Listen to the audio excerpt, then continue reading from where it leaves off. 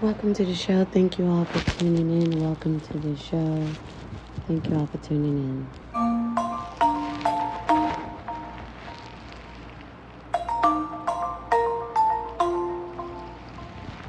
Yeah, I don't wanna slow down, I don't wanna slow down, I don't wanna slow down till I burn out.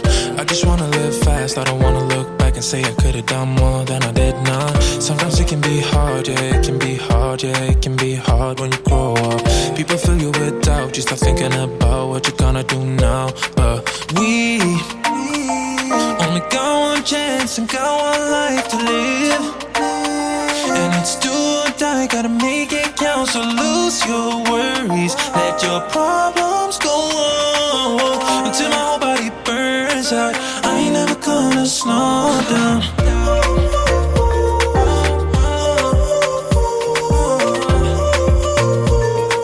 I ain't never gonna slow down.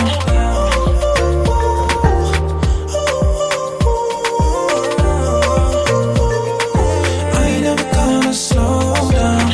I don't wanna waste time, I don't wanna waste time, I don't wanna waste time on fake friends. I just wanna get high, I just wanna get high, I just wanna get higher. Sometimes people will try to hold you back from being who you want to. Don't be questioning why, do whatever feels right, find your passion and fight. Cause we only got one chance and got one life to live.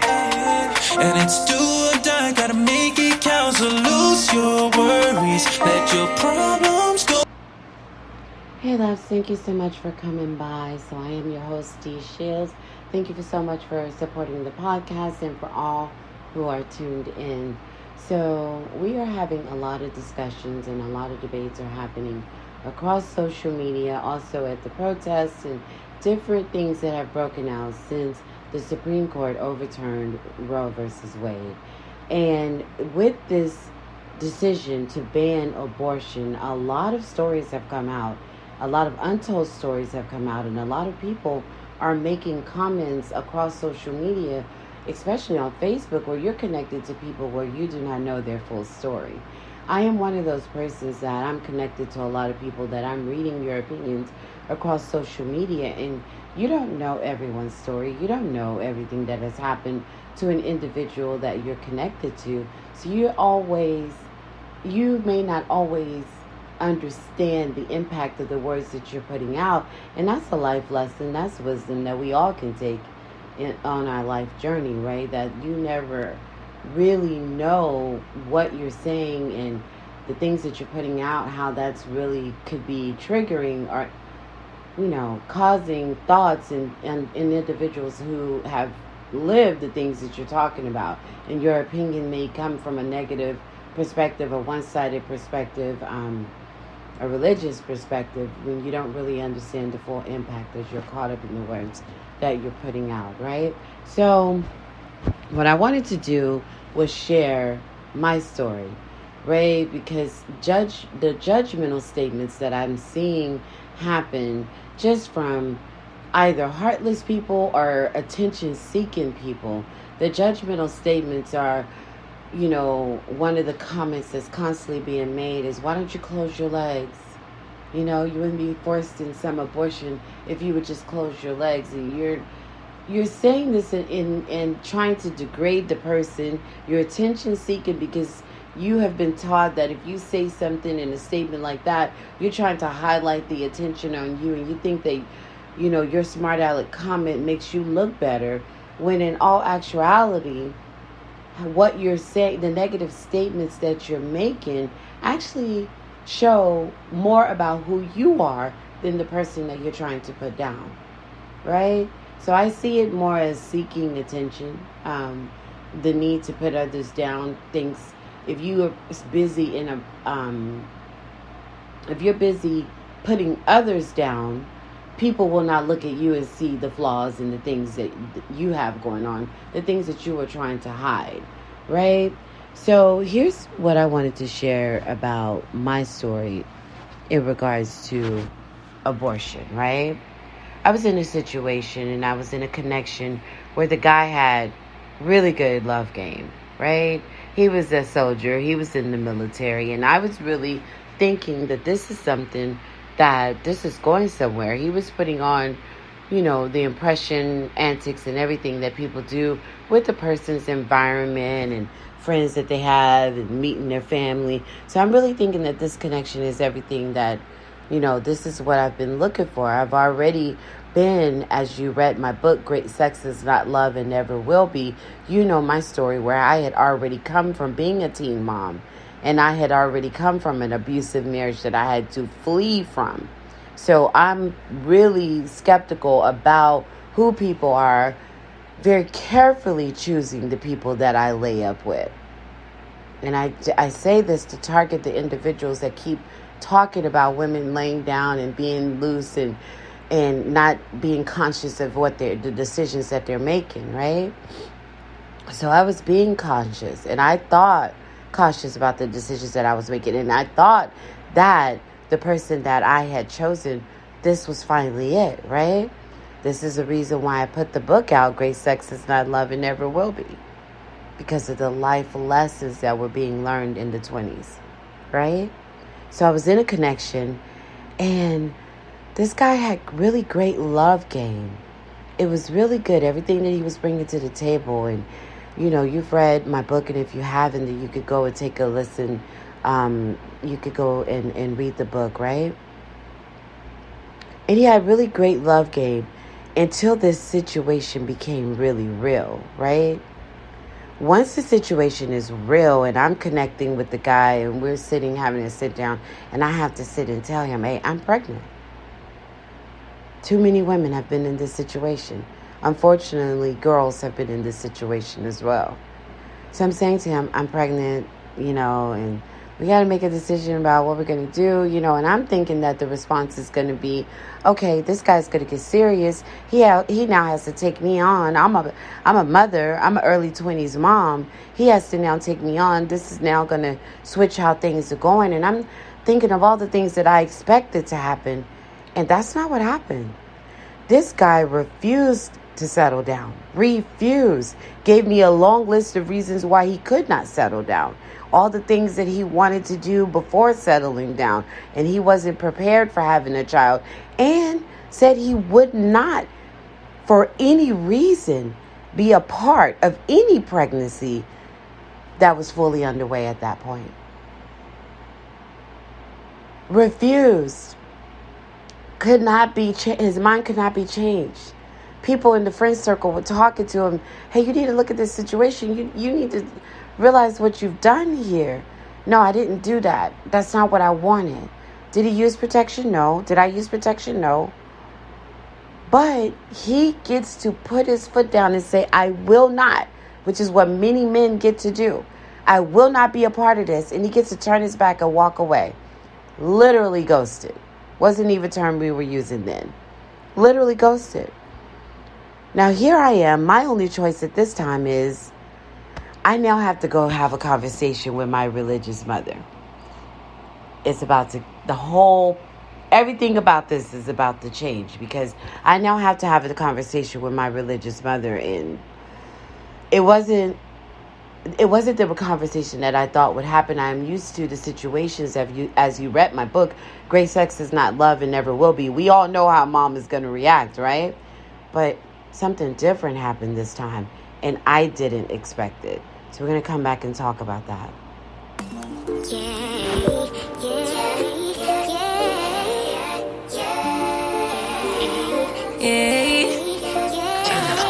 Bad little flex, she wanna know me. I stay low key, all gas, no brakes, baby, let them hoes sleep. Body on 10, make your girl OD. I get in my way, never out of my lane. Feel like you the one and I'm on one. So what it's gonna be? Baby, squad up, we finna go deep. Riding on a team, got what you need. Baby, won't you keep me company? Give me something to do when I get lonely. I got something for you when we get home. If you let me put it down, when I hit the town, you should lie on me. Keep your minds on me. On try, baby, I think you should side with me. Stay solid one time if you lie with me. Just promise you never lie to me. Keep the moves on tuck. I know it's all up. Everything good. Keep the vibes on crush. I know it's all good.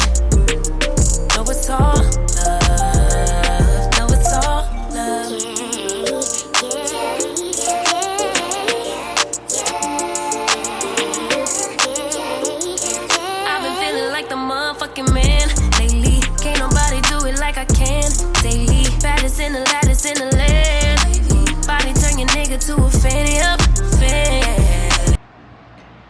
So here we are, and we're having to have a conversation with my mom, and she is giving me I know her response is going to be, you already have tried this marriage thing, right?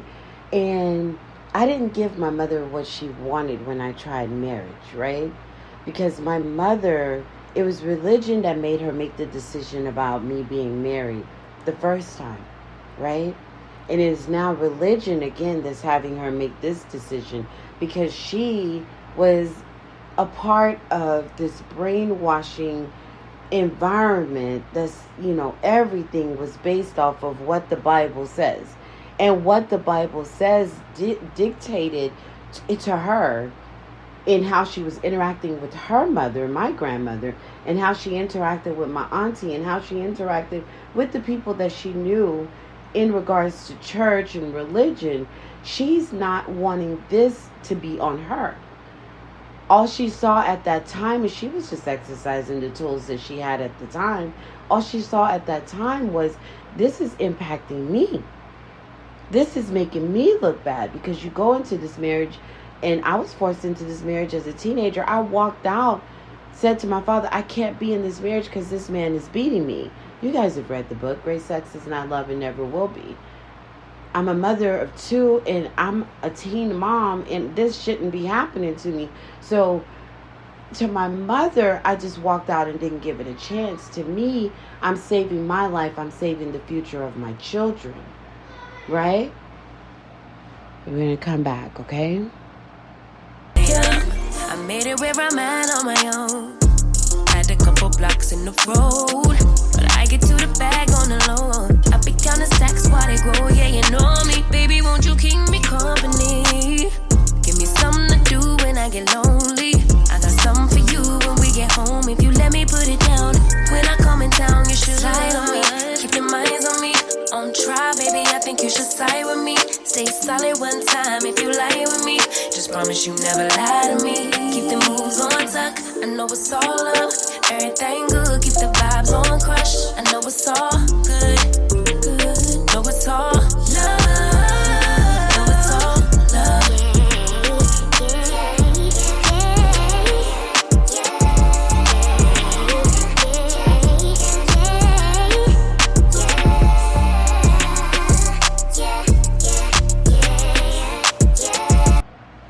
So that's it, you guys. So I'm now in this situation where, going back to where I was saying, where I've made the decision to leave the marriage, not because I wanted to disappoint my mother and the focus that she had on it. I made this decision to leave because I didn't want to stay with someone that was putting his hands on me. And I didn't want my daughters to have a future of a woman that was being with someone that would treat her that way. And I knew that this person being around my daughters was not good, and didn't even understand the full impact, and didn't even have the tools or the wisdom at that time to know why that was so very important.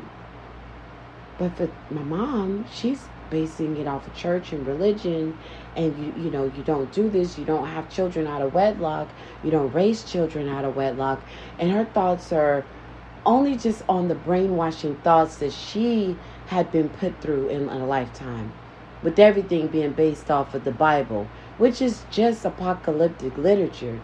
It's just literature, right? I'm not saying that the Bible is not the truth, but I am saying that it is literature, and it is people that lived in that time, right? And it is often used in such a way to abuse and to beat on, and that is not the original intent that God had when inspiring the minds of the people that were writing that literature at that time. But that's a different conversation that most of you are not ready to have, right? So, here I am. I'm turning to my mother.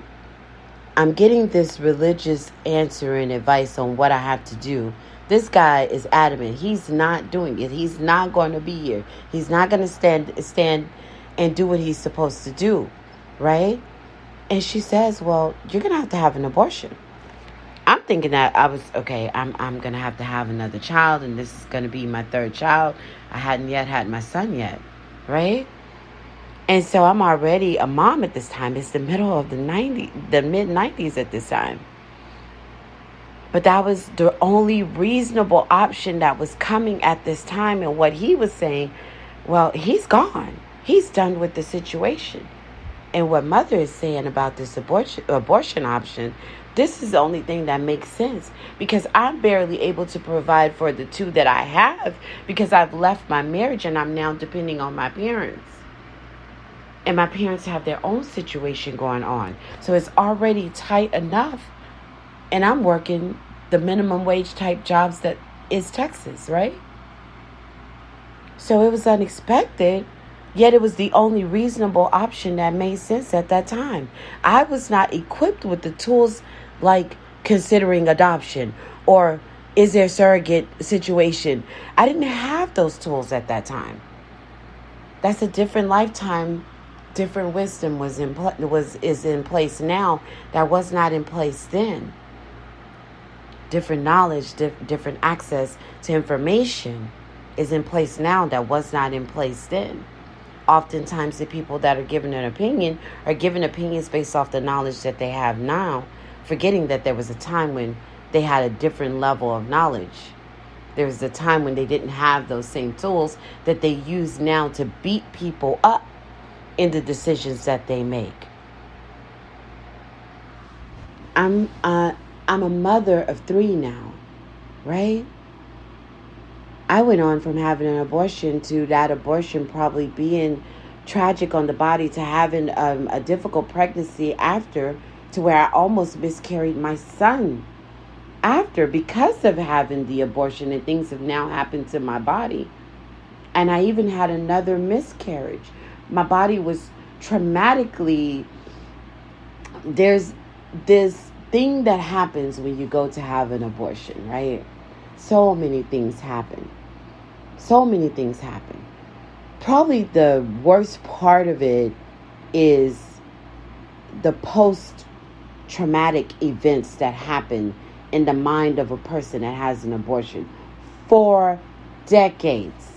And when you're surrounded by super religious people, then you are torn mentally about every little thing that happens in your life, every little negative event that happens in your life. You blame it on that choice that you made that day.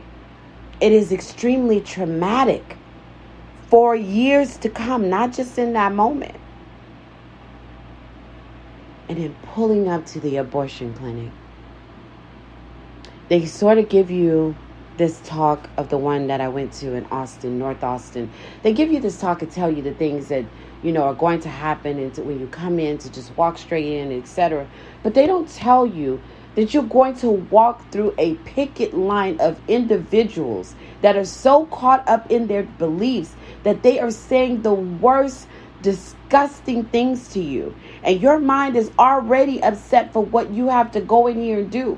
And then you're a mother also, so you're trying to get in here, get past the fear of how dangerous this procedure is, and hoping that you make it back home to the children that you've already had. You don't know my story to be yelling those nasty things in that line. But I have to push past it because I know the decision that I've made. And I really can't go back home to my mother and undo what she's insisted on. This is the best thing that has to be done. I don't want to disappoint her any more than the conversation that I've already had with her. Right? I'm upsetting her religion. I'm upsetting her beliefs, her thought process. I don't want to be any more of a disappointment. So I have to go through and listen to that crap that the people are saying in the picket line. Go through it. And it sits with you as you go through the doors. You get your pamphlet, you get your information, you get your time, and you sit in the lobby, and it's disgusting. You have your support group, but it's still disgusting. And then you go back and you lay on that table. And what feels like a pap smear, but yet so much worse, begins happening to your body. And the doctor doesn't have a conversation with you. The doctor just goes in because wisdom, hindsight is 20/20. You realize what he has to come through every day and be told, and what's mentally going through his mind and all the things that he has to do, yet he's performing that procedure every 30 minutes or so, over and over again for 12 hours a day, probably for decades. So of course he's not having a personal conversation with you. He doesn't want to hear your story, probably because he doesn't need to pack that onto the guilt that he already has. And it feels disgusting. It feels horrible. You feel like you're going to throw up the entire time. You're very awake. You're very aware. No one's putting you to sleep so you can forget about it. You're a part of the process. And when you come out of the process and you're in the recovery room, you don't even feel like you're going to live. It feels horrible. The sheets are thin. There's no thick cover to curl up under and forget that this has happened to you. You have to get past the recovery process because they're about to push you out of the room because you've already seen the next one walk into the procedure room, and you got to get out of the way because that girl now needs your room. That lady now needs your room. You see all age groups inside the lobby. You see all age groups going in and out of the rooms. I grew up in religion. I grew up where the Bible was thumped on you for everything. I grew up in the type of religion that the pastor was ordained by Billy Graham. So he did this horrific damnation type of teaching that was so horrific for the mind that people can't even think for themselves past leaving the church. Always questioning whether God is punishing them forever for walking out of that church, which taught a mindset that they were the only ones that were right. A very cult-like mindset where girls are 14 years old having to get married and have babies because if not, they are not of God. This is the religion that my mother has in her. She goes from Baptist to this extreme religion and raises me under it. You don't know everyone's story to be thumping that Bible at people. And that Bible that you think that you know so much has taken you further away from God than you ever can be. It's giving you a sense of spirituality, but when you got caught up in religion, you lost your spiritual and forgot who God was so that you could pull words out of a piece of literature and throw it in people's faces to make everyone think that you're on some high pedestal because of the words that you have now memorized, when you now have lost what God would even do in this situation because you're so busy thumping those words into people's faces to prove how you feel about gay, to prove how you feel about gay marriage, to prove how you feel about abortion, to justify that your way is the right way because you read a piece of literature every now and again and memorize it. And you think what you're doing is God's work, and it's far from it. Far from it.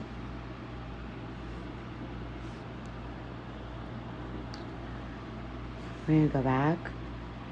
I'm going to come back. I'm going to wrap it up.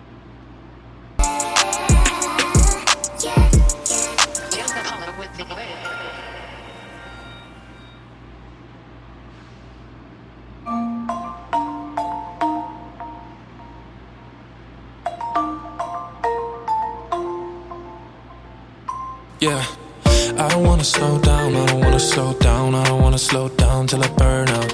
I just wanna live fast, I don't wanna look back and say I could've done more than I did not. Sometimes it can be hard, yeah, it can be hard, yeah, it can be hard when you grow up.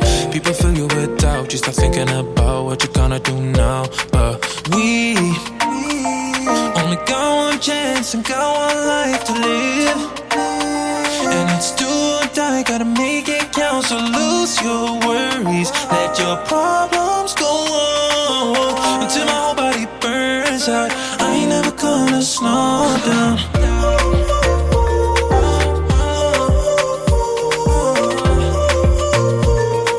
I ain't never gonna slow down. So to wrap it up, where's the accountability for the men in these situations? Where's the accountability for that guy who says that I can't do this right now? This isn't my life plan, and just turns his back and walks away. He gets to hide that secret and go on to be some amazing husband to someone who has no idea that in his past, that was the decision that he's made. That he pretends to be a good father when all along he rejected that very first child that he created. Where's the accountability for the men in these situations?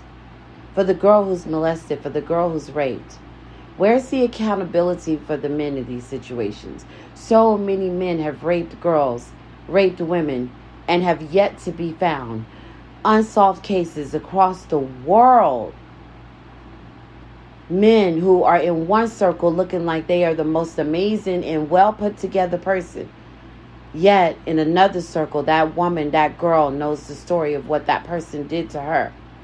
And how her life was destroyed by the constant guilt and feelings of not being worthy enough that can come back and return, especially return for so many women when a viral conversation begins to happen because a few in a high court decided that this was not something that should be allowed and decided to ban abortion. A handful of people have decided that their religious beliefs are enough to make a decision that has impacted millions of women. Where's the accountability for these type of men? Where? Who holds them accountable outside of the universe and God? Because we know that's the most powerful. That person that I'm speaking about right now is listening, knowing that you've been that jerk and that asshole. And you know that God's been beating you up and holding you accountable for this decision that you made. Now, if you made it together as a couple, hey. But if you made it and you walked, because if this decision happened because you walked out or you raped or you molested, you're disgusting. It's different when a couple makes a decision together. That's their choice. That's their life. We're talking about the accountability of the persons who make this decision by just turning their back and walking away. Raping, molesting, or using women for sex and then walking away when real life happens. That's the question of the day on this entire conversation. Not Bible thumping religion. Where's the accountability for the men who put women on a table to have their insides jerked on to remove a child that he didn't want? Or to remove a child because he forced himself on her? Where is the accountability for those types? Make that the main part of the conversation. I am your host, Dee Shields. Follow me on social media. Tweet me to reply on Facebook, or wherever you're tuned in to the podcast. Wisdom, you can now chat with me, so feel free to send a DM when we open the discussion later. Find me across social media. I am Dee Shields.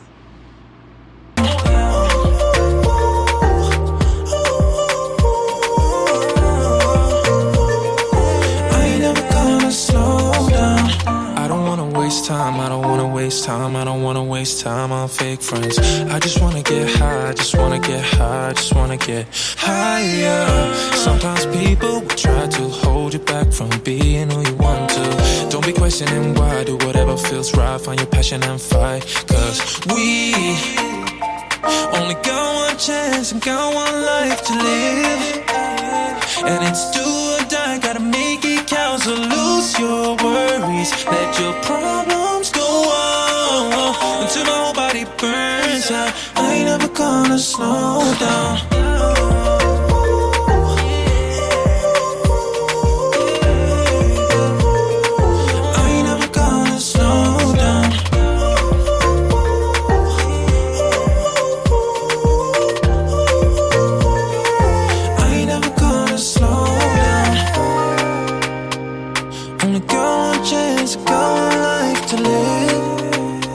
And it's do or die, gotta make it count. So lose lose your worries. Let your problems go on until my whole body burns out. I ain't never gonna slow down.